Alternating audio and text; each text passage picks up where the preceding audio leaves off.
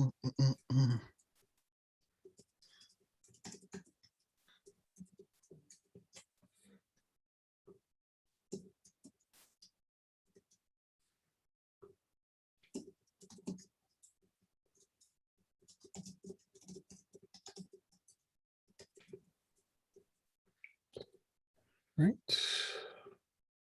We are on YouTube. Hello, YouTube.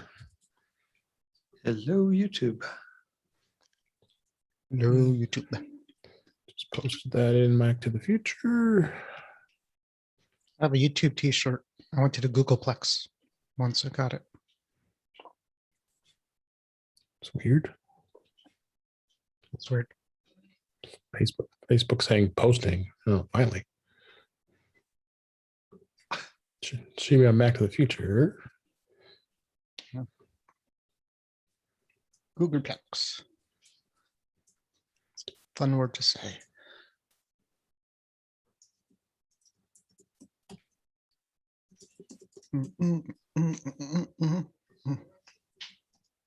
Lola, stop licking yourself. You're fine. No.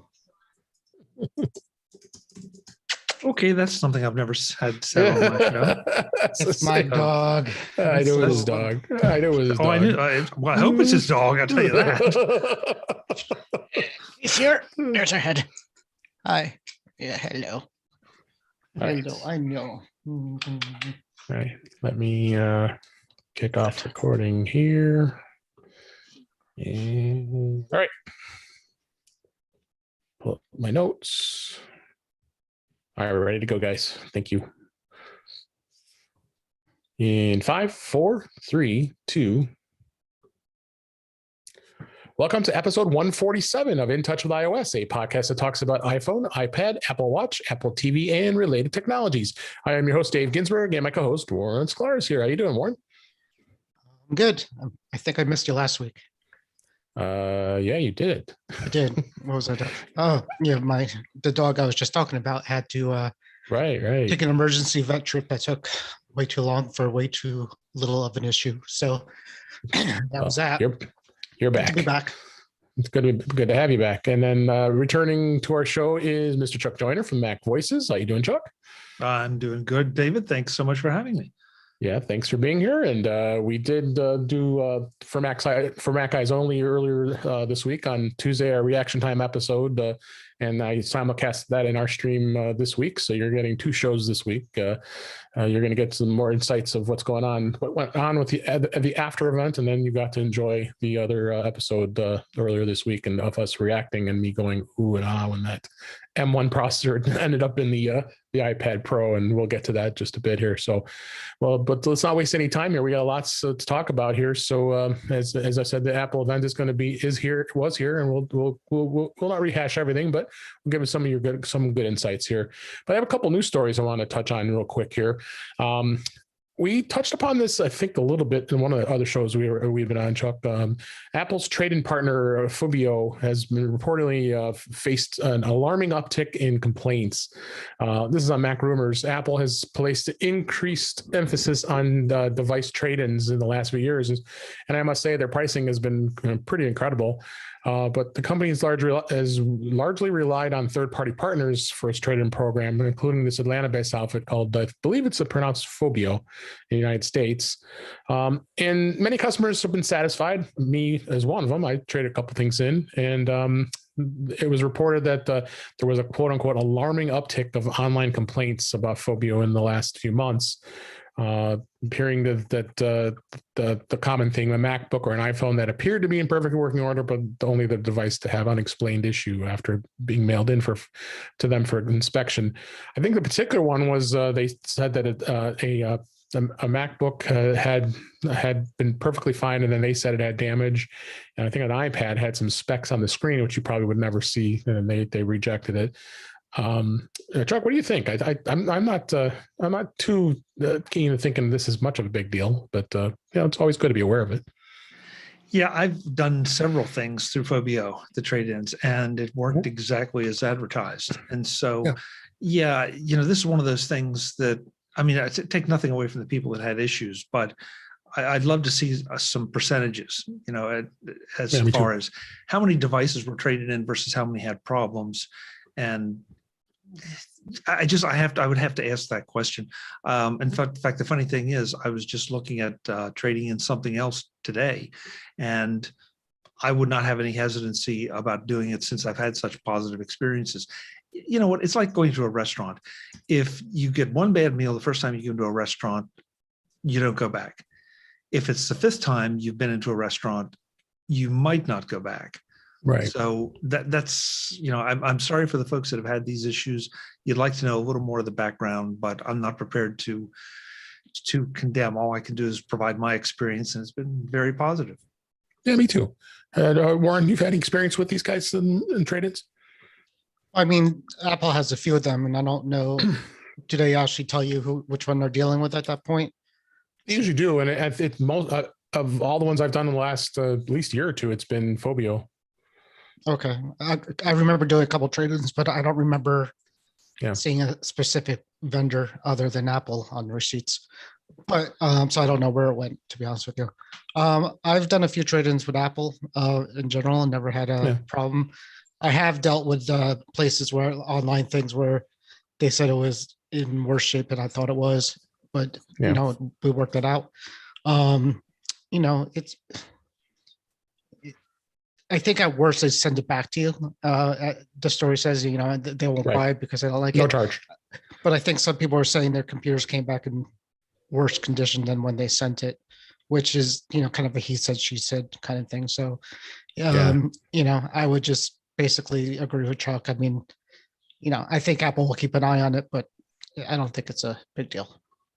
I mean, I had a family member that had she traded in an iPhone 8, and I hadn't realized, I guess the camera had stopped working. So they did an inspection, and they promised $120, but then they came back and says, no, we found the camera is not in working order. So they dropped it to $30.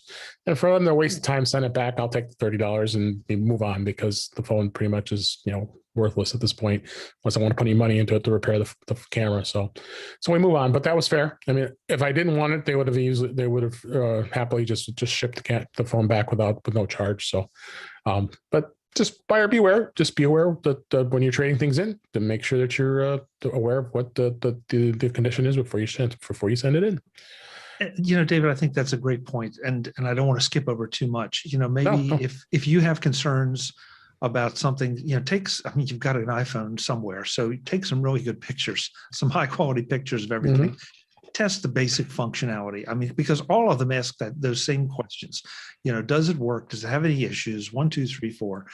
And you can't check everything, but check the basic things and be honest with them. Because, if you're honest, then you have your expectations set, they have theirs.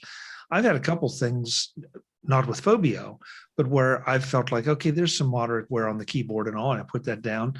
And then I turn around and they actually send me more than what I was originally quoted, because they were evaluating it less harshly than I was. But I would document the daylights out of anything if you have concerns. If you do have concerns, absolutely. So, all right, let's move on to one last story here, and this is actually the post event here. Greg Jauziak, who's the leader of marketing from Apple, said today, and was asked. He was actually interviewed. I believe it was today as we record this. Of course, they introduced the iPads, and we'll talk about that in a minute, in the Macs. People are asking. One of the questions was asked of him was the fact of now the use of the M1 chip that's going to be in the new iPad is led to speculation whether they're going to be merging the iPad and Mac lineups, and he flat out pretty much said absolutely not, and they're trying to make the best products in their respective categories. Chuck, we've always had this debate, whether is this an iPad? Do you use your iPad as your primary device? Can they run Mac OS? I know we were talking about this on Mac Voices Live, but Jim Ray was saying, well, I want Mac OS on an iPad. Do you think it's going to happen? I'm kind of skeptical. I don't know. I'm ready to slap somebody about bringing this up constantly. Really, I know. I guess you're catching me at the end of a busy week, and maybe I'm getting grumpy or something. But no. It's like would you people please just evaluate the products as they are and stop wishing for, yes, I would like a transporter and I would like, a Ferrari. It's not going to happen. So for heaven's sake, just take these, evaluate them for what they are. If you have criticisms of them or if you have wish lists, that's fine. But, and I mean, what do they expect? They expect to get JAWS in a room somewhere and say, well, secretly, we're planning to merge, but we're not telling anybody. Come on, why would you, first of all, why would you telegraph the information to your competitors? Second, why would you telegraph it to your audience? Because all they're going to do is say, well, then get it done now. I want it now. I want it now. So just take the machines as they are. Beyond that, I mean, it would seem logical that at some point, a lot of the capabilities carry over. But for right now, they've said no, so it's no until they say yes. Yeah. Warren, any thoughts on this? Apple's going to want to have as many devices in front of your head as possible, and they're not going to want to merge their products to right now their product line is selling. Their Macs are selling, their iPads are selling, their phones are selling, their watches are selling, and these glasses that you'll put on your face will sell. So everything that's strapped to your body is selling. So maybe when one of those categories dies out, maybe if like the tablet becomes less popular for whatever reason, they'll start considering merging them together. But right now they're all making money, so I'm sure they're trying not to do that. Yeah, that's a great point, Warren. And Apple has never been afraid of cannibalizing their market for another market as long as they're in that market. And so, I'm not sure. What would happen if an iPad did take over or to run Mac OS? Which would cannibalize what? Well, if an iPad ran Mac OS, then it's not an iPad anymore. It's a Mac, right? Because an iPad's just a screen at that point. So, I mean, if you have a device that could run iOS and Mac OS, is that if that's where you're going at, maybe they're kind of going with that with the new M1 Max, where you could start running iPad apps on the Mac. So. The technology is there. Apple could make one device that runs both operating systems. They could make one device or they can make one operating system that merges them both together. So, it depends on, again, it depends on what you want to do with it. But again, if you have an iPad that's running Mac OS and a keyboard and a trackpad attached to it, what is it?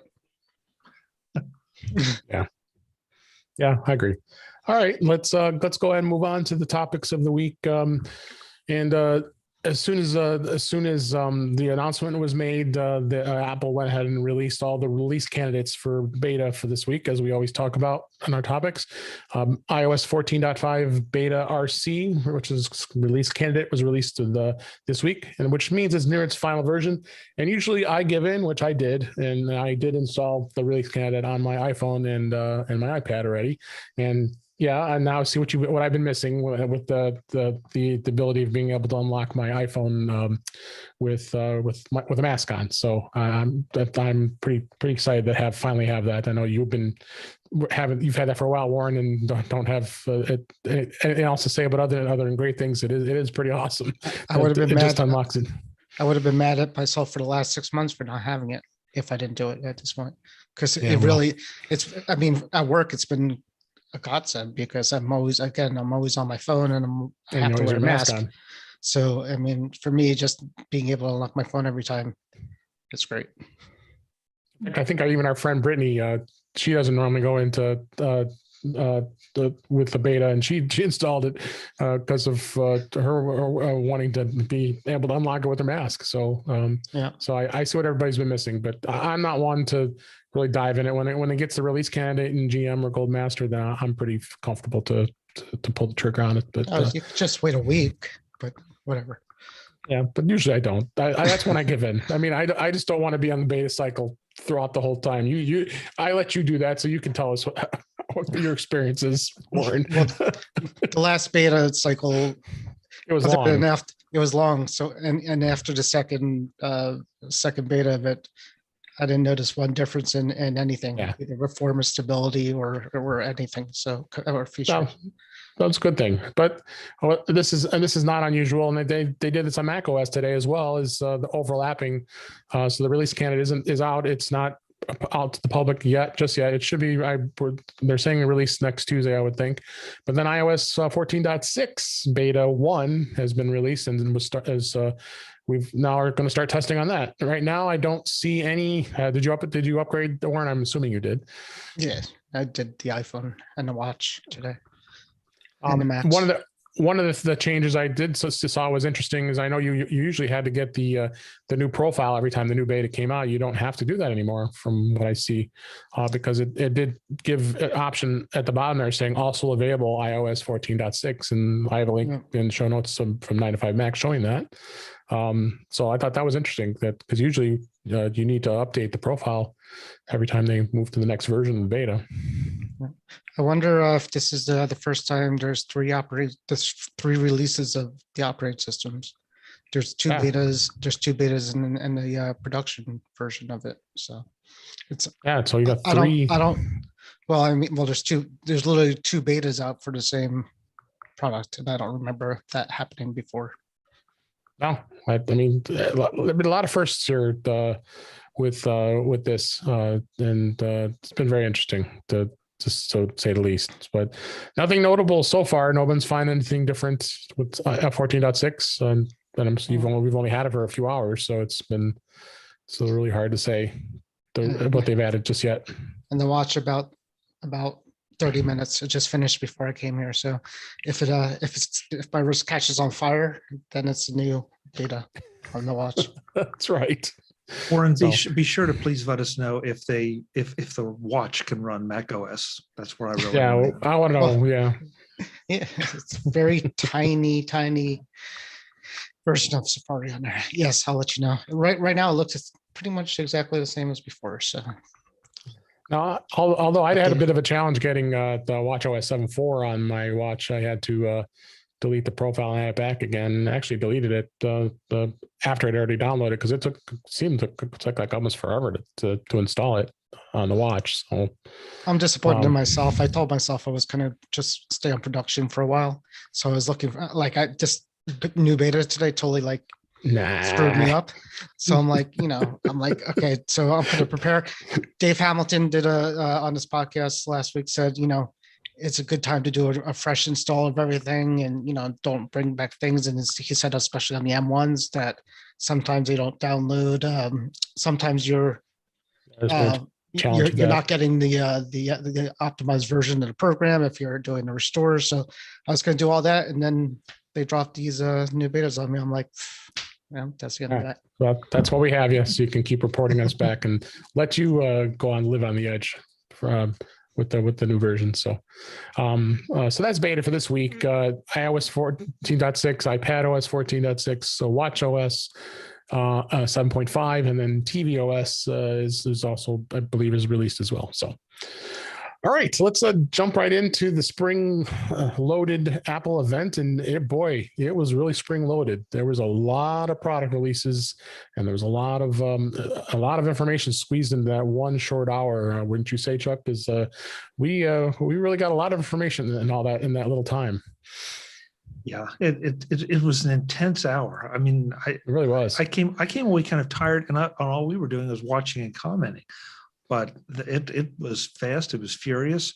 And the great thing I thought was, I mean, for some of the, I with all due respect to all the announcements, with some of what I consider the second tier announcements, you had questions about them, but you didn't have time to really contemplate them because they were on to the next thing and you had to pay attention or you were going to be lost.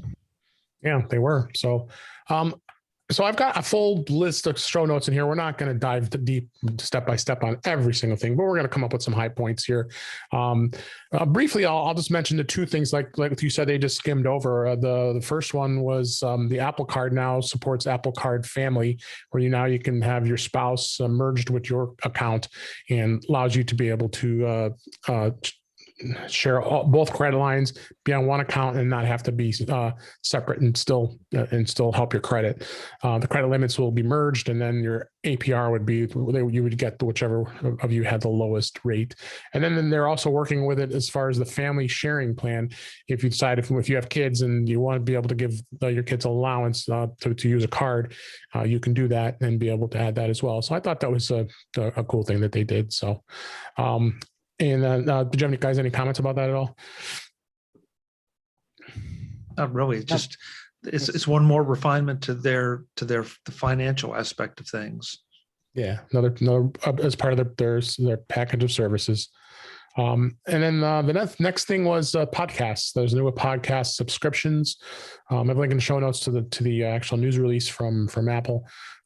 So starting in May, they're going to allow listeners in more than 170 countries and regions sign up for premium subscriptions that include a variety of benefits curated by creators such as us, such as ad-free listening, additional content, premium stuff.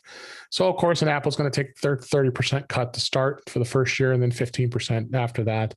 So I'm not sure where we'll be with our podcast, but I think this is going to be a pretty exciting thing here. A lot of notes, people making suggestions of what they think this is going to do.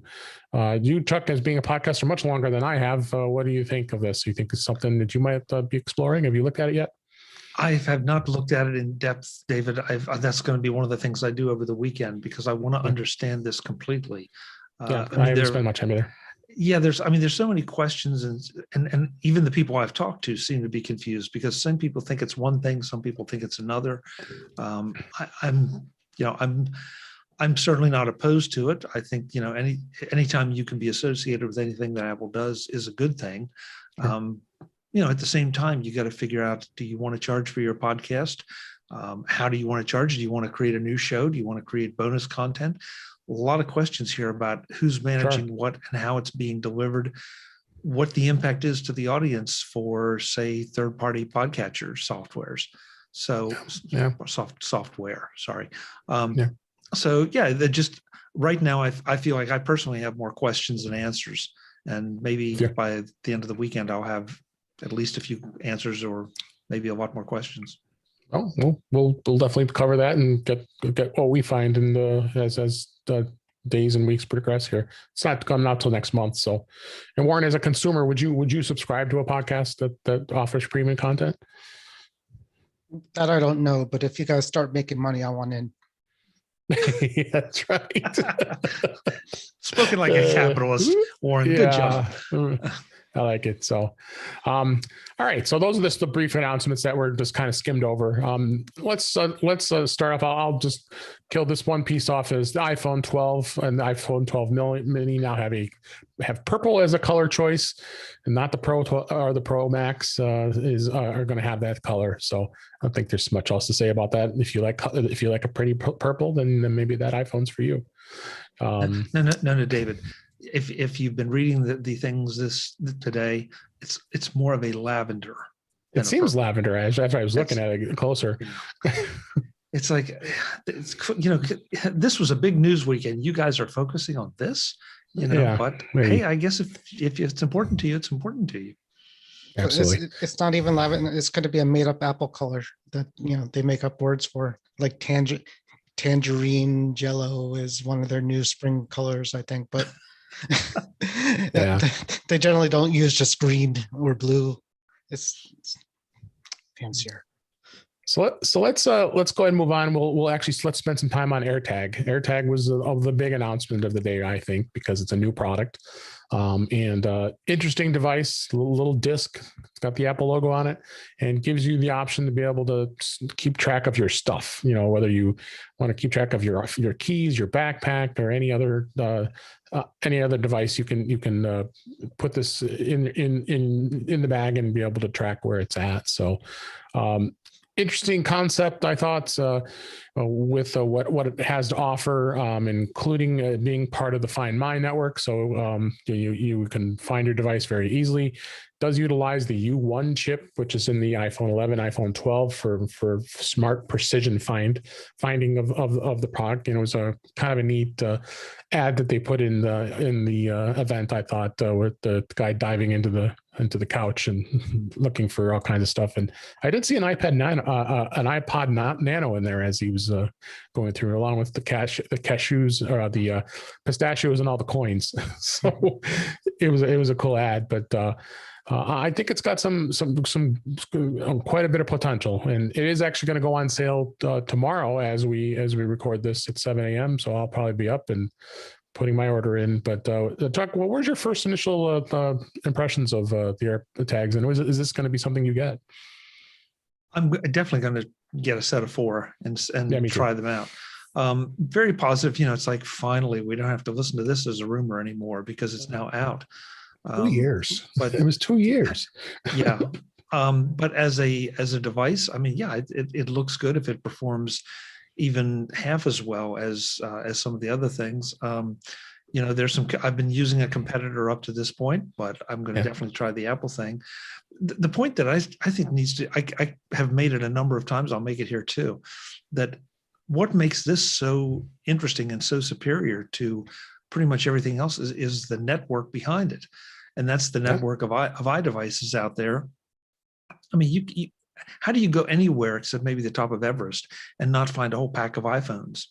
And so as a result, that's going to give you a much better chance at finding or locating anything that's lost or misplaced, especially at a distance of any kind. So that to me is one of the key parts of this. It's not just that Apple has made something that is similar to something somebody else makes, but they found a way to leverage the network that they have created. Absolutely. Warren, are you going to be buying some tomorrow? Well, I'm going to pick up a 4-pack. I'm going to get 2 of them engraved, and not sure about the other 2, but yeah, I'm excited for them. They look pretty enough. I'm going to put 2 on my dogs, 1 on each dog. So I'm going to get a nice little key holder. There was an article that came out today that said these are not for your pets or your children. I don't know if you saw that, but yeah, I did. Somebody said that. So the writer, she says if you should really use an Apple Watch for your kid instead. And then I thought she was going to write you should put an Apple Watch on your dog too, but she didn't do that. She basically said, your dog, don't put on your dog because it still has to see the Apple network and blah, blah, blah. So it's liability, right? They don't want people to say, I can't find my kid or my pet because of I trusted this Apple tag to tell me where he is or she is. So I get that. But, for like Chuck said, I have 1 dog that's not going anywhere. I'm just getting it because I like him, the tags, but the other one could run. She's a puppy. And, I've tried a few things. I got a Samsung GPS tracker that kind of works. And I got a free year service from something, but it's huge. And, she doesn't like it, so she wouldn't wear it. So that's where the AirTags are going. I don't know what I'm doing with the other 2 yet, but I'll figure something out. I think we'll figure out what to do with them. Yeah, the engraving is very interesting thing. And I see how very easy it is to just put your initials on them or whatever you want to put. I think emojis are on there and some numbers or whatever you want to engrave onto them. And it's free, which is pretty amazing. We'll see tomorrow we'll see tomorrow how much it pushes its shipping back, though. Because I could see them, engraving ships 2 weeks later. So I may get 2 without them, but if they sell them as 4-packs, they may not ship them separate. So I doubt it. Yeah. Or maybe I'll just not get anything on them and just if the next pack, put them on there. Skip the engraving. I need it now. See, these I could actually wait another 2 weeks to have them engraved. I don't need them that quickly. Yeah. We've lived this long. The Tile was the other competitor we've been talking. That's been talked about to death. About they think they're being Sherlock now, and that Apple is taking their business away, and blah blah blah. So, but whatever. That's the way it goes. It's competition here. Unless you have thought on that, Jeff. Well, I'm intrigued by the 2 of you. About the engraving. I guess I can see it as a way to the only advantage I can see is that these things pretty much look all the same, obviously. So Right. the engraving would help you if you did 1, 2, 3, 4 or something like that. Yeah, that would make perfect sense so that you knew which one was which. Beyond that, I don't know. I mean, this may shock you, but I'm not a millennial. And sometimes I wonder about some of this stuff. Is that where it's aimed? And that's not a slam at all. It's just I can't get excited over having a little robot or something engraved on, my iPad, my iPad, my AirTag or anything. Well, I think engraving is a generation before us too. I mean, I don't think the millennials are big on engraving at all. I picture things remembered and people going into that store and getting everything My engraved. God, that's going back a ways. Right, exactly. And that's not our generation. That's the next one, the one before us. But yeah, but as you said, I think it's just a cool little thing to add to the tag. I wouldn't go around engraving. You could engrave your iPad right on the back of it. You could put something on it. I've never even thought about doing anything like that, for many reasons. Never.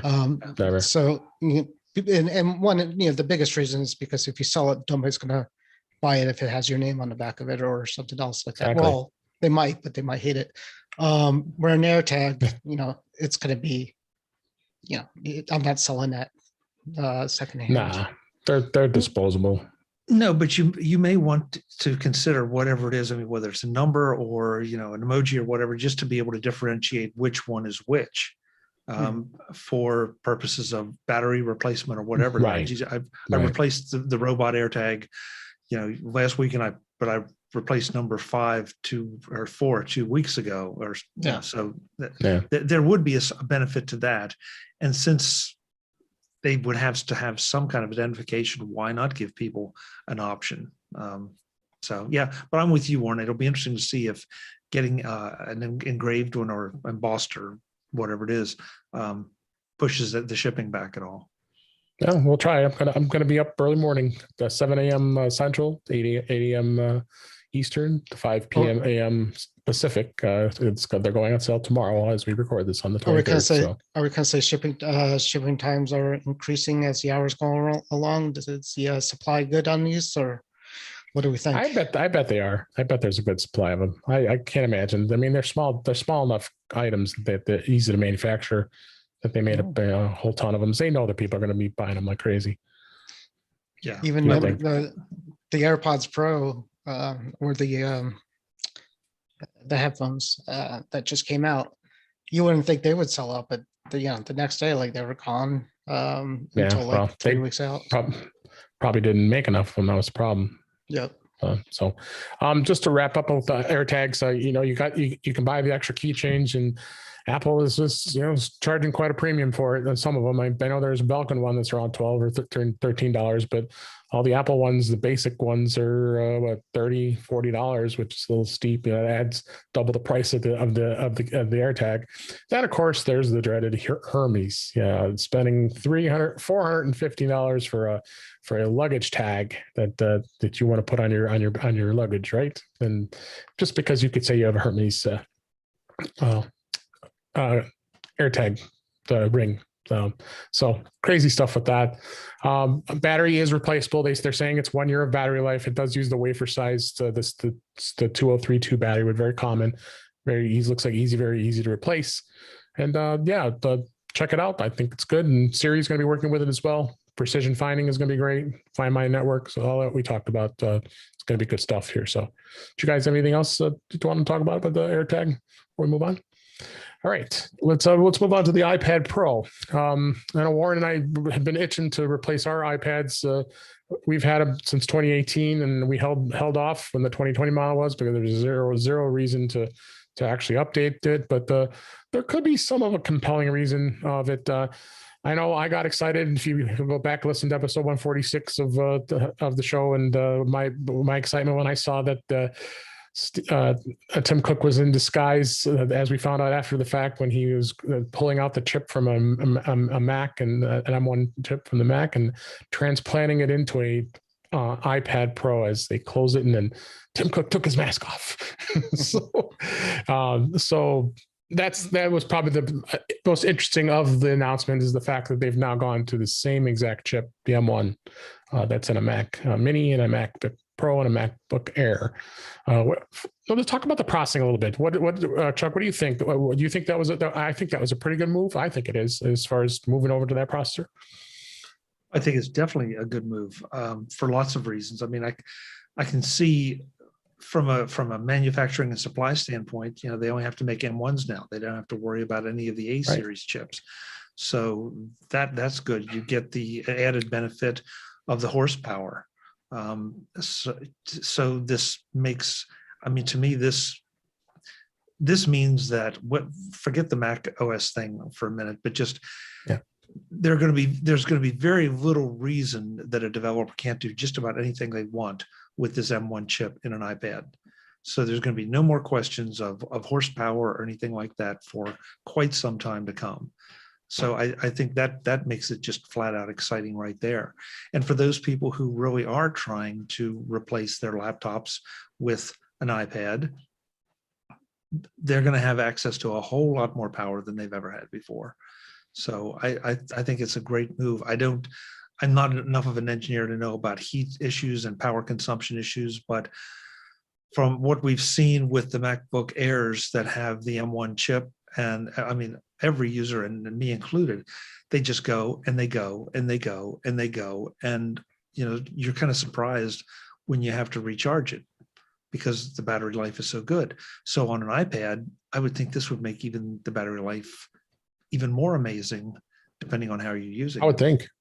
I mean, with my experience having the Mac Mini M1, which of course I don't have a battery for that one, but it's quiet, and that really tells you that the M1 can be handled in a device that doesn't need fans.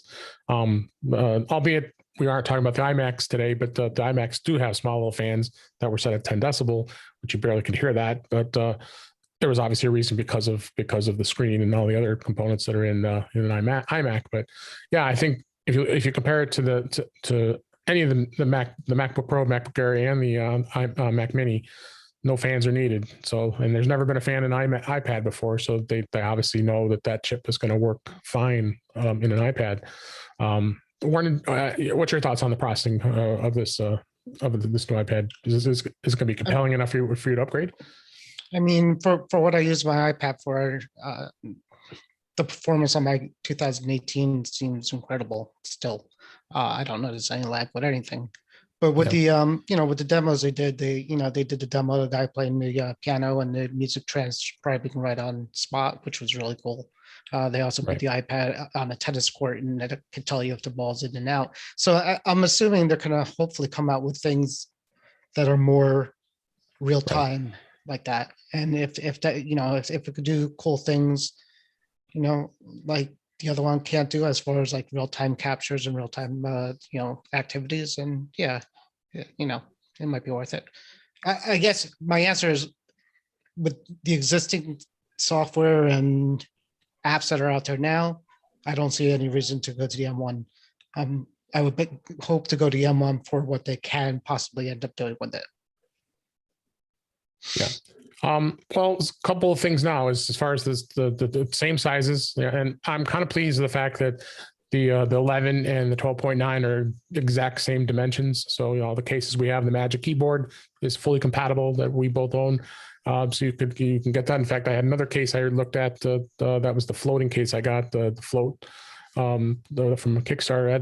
That was compatible to the new one. So I've got two good cases, and the fledging that I have too. I just made sure that then they backwards compatible that one too. So you got some good case. If you have cases already and you're in with that size, then you're in good shape. Really, the compelling reason to move up to the 12.9 is the XDR, the liquid retina display. Now, it was incredible. I mean, just to seeing the color and the size of that 12.9 was just pretty amazing. But I just don't think it's in my wheelhouse is something that I would want. I really like the 11 for having it as a supplemental device, and being able to travel with it and not necessarily want to bring my Mac with me because I have a MacBook Pro. So, Chuck, what do you think as far as the screen goes? Would be something compelling to you to move to a 12.9 iPad? It will be a nice benefit, but I'll be moving to the 12, the 12-inch iPad regardless. Okay. I mean, so is it one of the factors that drives me there? Not from the 11, but to upgrade, absolutely.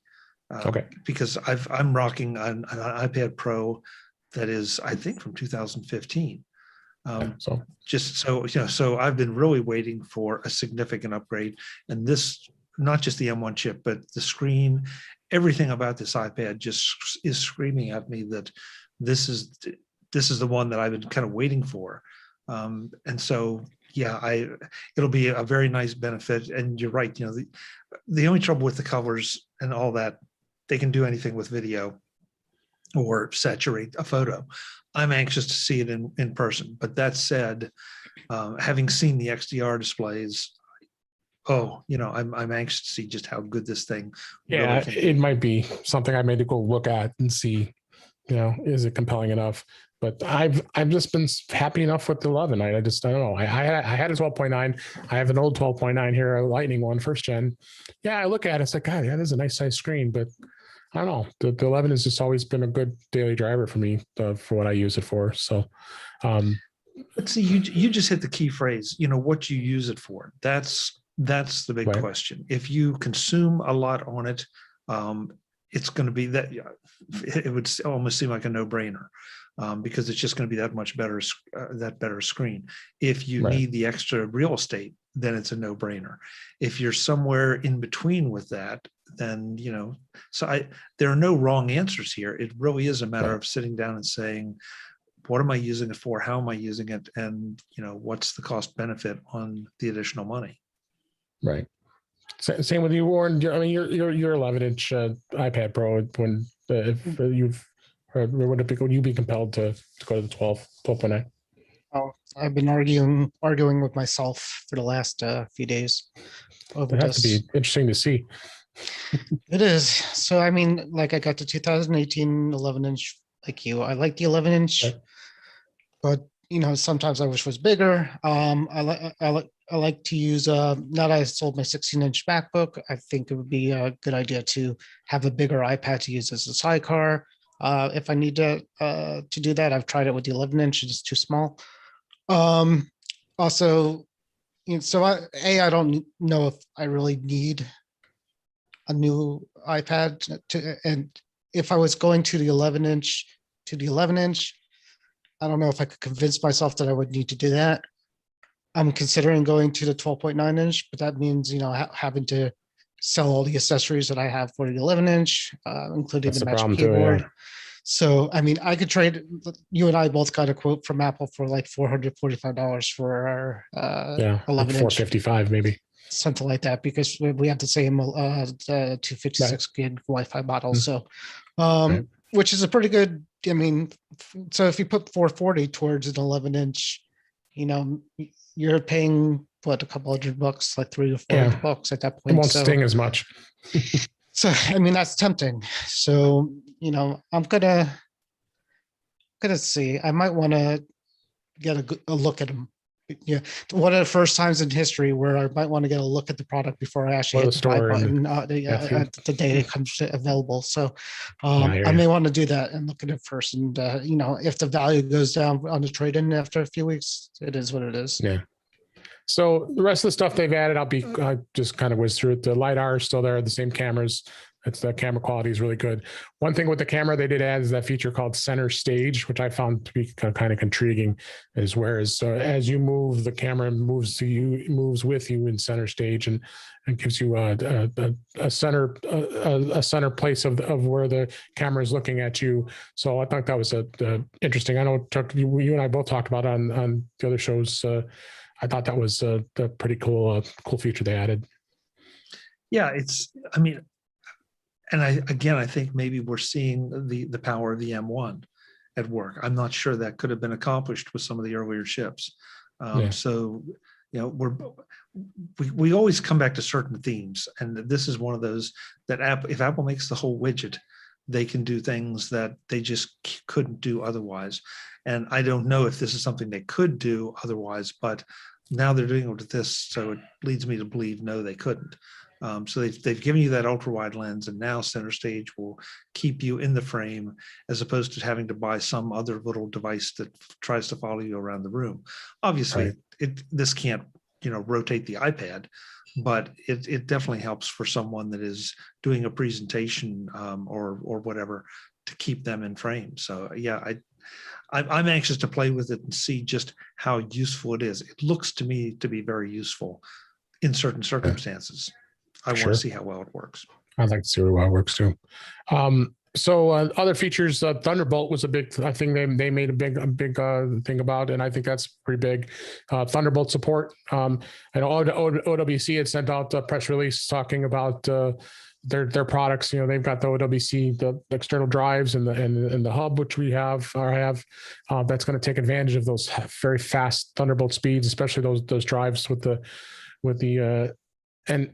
the NVM drives that put it at 100 megabits in a second, and very fast. So that's going to really give you some improvements with that. So you're probably going to see it. And then of course, driving displays, 4K displays, it's going to be a lot more efficient if you want to with this. Battery life is going to be improved because of the M1. The M1's got really good helps with the battery life. The storage is going to be interesting because you go from 128, 256, and 512, and those are going to they're packaging that with 8 gigabytes of RAM. If you go to the 1 terabyte or the 2 terabyte model, you're going to be at 16 gigs of RAM. That's the most I've ever seen an iPad ever since the iPad has come out. So, but you're going to pay a premium for those larger the storage, so 1 and 2 terabytes. I think that the 12.9 inch is going to max out about $2,400 for an iPad Pro. That's a big chunk of change to put down. So, Warren, what do you think of these technologies with the Thunderbolt and this memory that they've added? Yeah, they've always been quiet with the memory. So I mean, this is they were pretty open this time. They were pretty open with what it was for whatever reason. I think what they're really pushing with that is basically saying, listen, this is the same kind of junk we put in the new MacBook and the new MacBook Mini, so people know, like, this is a computer chip, right? Now we're talking, this iPad has a computer chip in it, is what they're thinking and what they want people to think. I don't think it that way. But they, as far as the storage goes, I know you guys were saying during your pre-show that you thought it was going to start at 64 at the price that it was coming out with, and they gave you 128 as a base, which is good. And you and I have talked about, about what our sweet spot is, and we're pretty much at 256. But sometimes I wonder if I could get away with 128. And just kind of not download my photos onto it or whatever. But yeah, I mean, the specs, it's going to be fast, and I don't know what the memory is going to mean for an iPad. I don't know how that matters because technically you can't really multitask, and it supposedly freezes one application when you swap them out. So, what that memory is going to do, we'll find out. Yeah, we'll wrap up with the Magic Keyboard. They have the space gray or the gray color, and there's a white colored Magic Keyboard. 5G is going to be available. They did add more money to the cost of adding cellular. I think it's now up to $200. So that adds to a premium if you want to have a cellular version, which will be 5G. And let me just stop you real fast with that too, because I just want to add to that that cost thing. There's a thing. There's T-Mobile, AT&T, and Verizon are offering up to $200 when you activate it. And I looked into this today. For T-Mobile, you have to buy, it's on a subscription, it's pay as you go, $25 plan.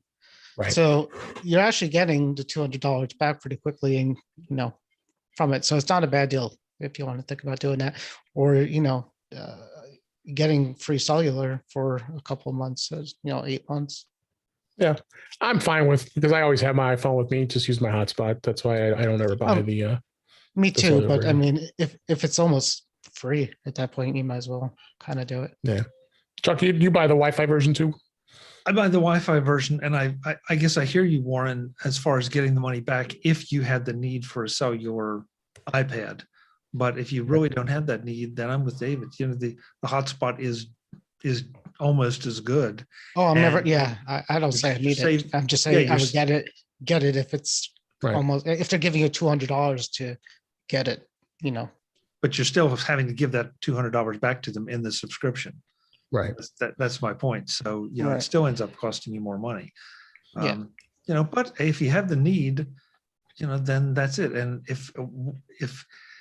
if you're, I mean, this is a machine you're going to hold on to for a while if you're going to spend this kind of money. So, it may be one of those things that help maybe in a year and a half or 2 years, if 5G is much more widely available, maybe I'll have to eat my words that, I should have gone with it. But up to this point, I have not been unhappy with just tethering to my phone. I think there's the different 5G bands. I did not get a chance to read the article. Came across our friend Andrew Orr on Mac Observer just wrote that article about the different 5G systems that are available out there. So we'll bring that up on the next week's show. Yeah, so there's going to be a difference in the 5G. So, but anyway, let's wrap up with the iPad here. I'll just finish off new speakers, 4 speakers that are in there. So sound's going to be amazing. It's got 4 microphones. So if you ever just use it for recording and having, if you have a Zoom call on, the microphones are going to be really good. And then it's still supporting the Apple Pencil 2, so the second gen pencil. So I think we're in good shape here. So anything else you guys? Off. Yeah, the rumors are off, right? On the pencil, yeah. Oh yeah. They were talking about a Pencil 3. Apparently that isn't happening. So, but let's go ahead and we can wrap up the show here and this bring us to the end here with the Apple TV Plus. Apple TV. I was shocked. I was kind of shocked. I didn't expect Apple had not touched this Apple TV for almost 4 years. So they really hadn't done any upgrades on it. You had the Apple TV 4K, and then they had the HD. But the biggest thing was, and we've talked to beat this thing to death, is the complaint about the remote, the serial remote. I mean, it was a horrible remote. So I looked at, we've seen the remote and it looks neat. I think it's something that's going to make people happier. And it's got the power button at the top. Now you can turn your TV on and off. No more touchpad. It's the ring. It's similar to an iPod, the old iPod, going back to first gen iPod. It seems like it's designed like that with it as well. And then they upgraded it with the A12 Bionic processor. So that's going to make some differences in performance. But you know what? I've got the older 4K and it doesn't seem too slow to me. I think it's got a pretty good interface. Chuck, you have Apple TVs, is this something you would look at upgrading? At some point, it's not going to be the first thing I upgrade, because I'm going to be spending too much money on the iPad. But eventually, I think so. Especially for the main TV in the living room, which is a 4K TV. If you don't have a 4K TV, I kind of don't see the point in doing the upgrade, right? At least for now, unless you just have that white hot burning hatred of the remote, which I don't. So and you can buy the remote separately, right? I was going to say, so, it's $59 for just the remote. Yeah, so you can save yourself some money there. Once again, this is one of those things that what else will happen down the road that will require this Apple TV? But when that happens, then maybe I'll upgrade, or if you see a special on it or whatever. I'd say this is one of those that I will do at some point. I just don't feel the need to be right out of the box with that one. Yeah. And Warren, is this something you're not a big Apple TV device? You don't use? Do you use them in your house? I use it, but I not that often. I still have the HD version of. I didn't get the 4K one, and I don't regret that either. I mean, I like it, but I just use it for Apple TV and Netflix, and I found that I could do that on my TV just as fast with the smart TV. So, I'm with Chuck. If they come up with something that takes good use of it and makes it more fun, I would definitely get one. I have a 4K TV for that, but I would love to set up like the Apple TV and the home pods and get the whole nice theater going. But at the end of the day, you're just lazy. You just turn on the TV and you don't want to go through all that. So to answer your question, no, I'm not jumping on that right now. Yeah. Well, there are some compelling additions to the new 4K Apple TV. It is a high frame rate HDR, so if you have 4K, obviously that's going to make a difference. It's now got Wi-Fi 6, because I don't think the old versions had Wi-Fi 6. It now is incorporating the smart home hub, so the Apple TV can become a hub for your smart home, for the HomeKit. So that could be something compelling that you might want to look at. AirPlay now has Dolby Atmos, so sound will be even more vastly improved. One thing was interesting I saw was the color picker with using your iPhone. I like to hear more about that, because they didn't really touch upon that too much. I showed a little bit about it during the event today. I don't know, Chuck, if you saw anything with the color balance. I'm sorry, it's called the color balance with iPhone, doing color balancing with your TV. I'm pretty interested. I don't know what your thoughts are on that, as far as what that's going to do. Same thing, David. I'm anxious to see what the result is. Because I've been through, balancing audio speakers, and sometimes it does make a huge difference. Other times it makes no discernible difference.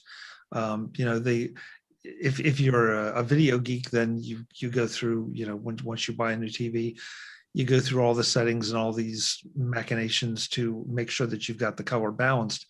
And sometimes at the end of the day, you just can't see the difference. So the fact that, first of all, this may or may not make a difference, but from what we saw, it looks like it'll be very easy to just say, okay, I'm going to do it and see. And if I don't see a big difference, then I haven't wasted, 2 or 3 hours. And if it does make an appreciable difference, then even better. So I once again, Apple is leveraging one piece of their hardware to improve, or at least facilitate another. And they have chosen not to make their own television device, but it sounds like now they've found a way maybe to improve everybody else's for the Apple TV experience. Yeah, absolutely. They've already added this as part of tvOS. I'm glad to see that you can actually set up, if you have multiple folks in your family, you can have your own profile, so you don't have to, be using everybody's profile. It's like, oh, why did you watch that? I would never watch that. And so now you can keep your profile separate, which is a good thing.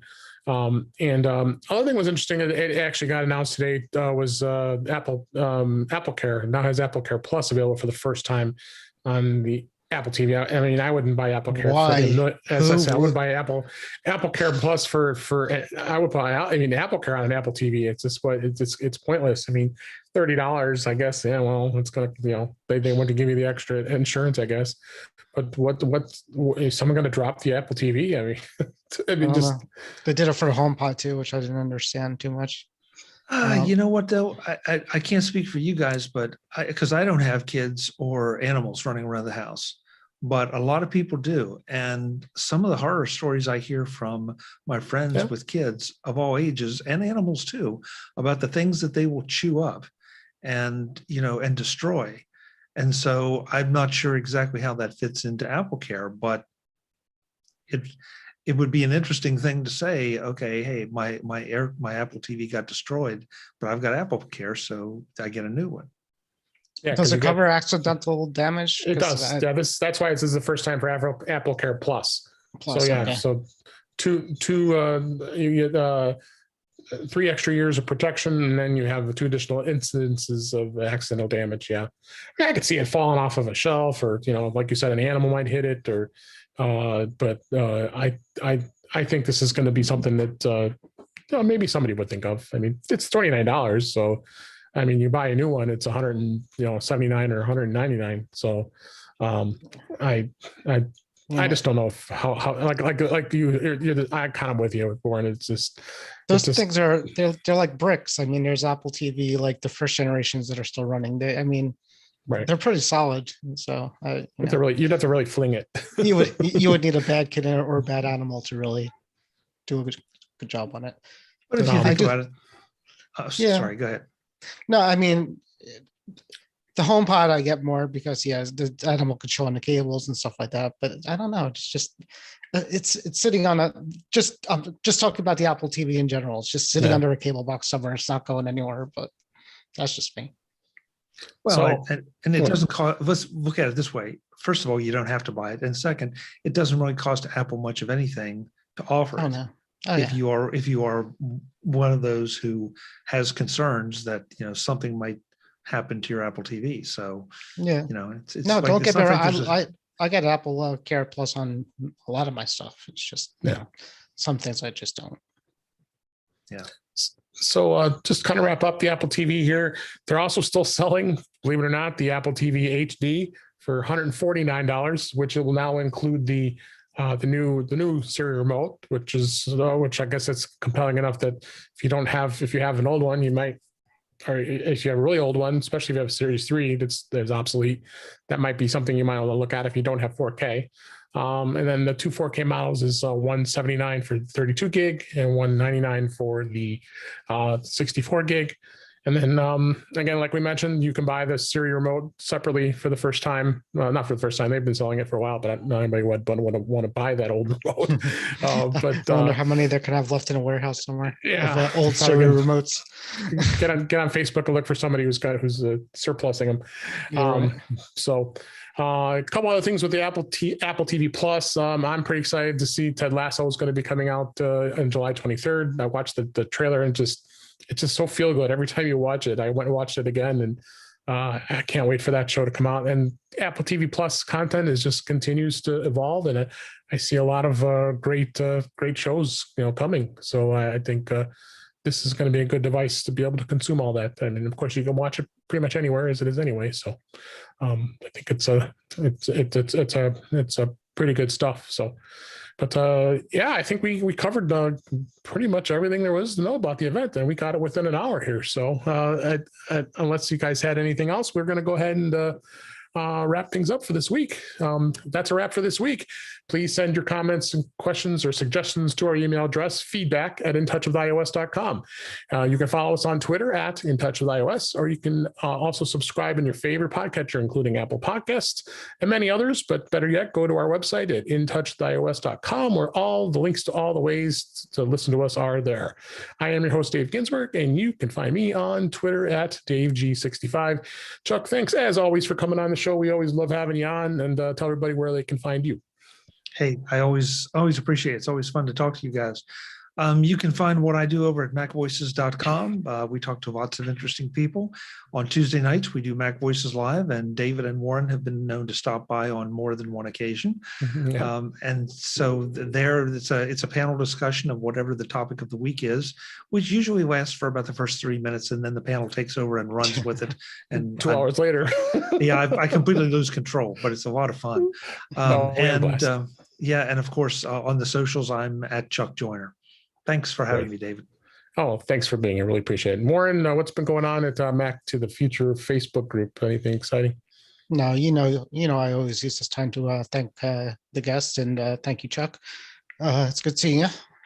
Sorry I missed the other day. I wanted to join because I know you guys were talking about the new stuff, but I'm sure it was good. And you guys have a busy week. Yeah. Oh yeah, this will be. I think we have number 6 tomorrow. So I just can't. I'm just in awe of how much time you guys are doing on this. But it's great. This was a busy week. I think it was a busy week. Yes, it'll settle down a little bit and somewhat normal. Well, three more months till WWDC. So the next event. Yeah. So yeah, pretty much.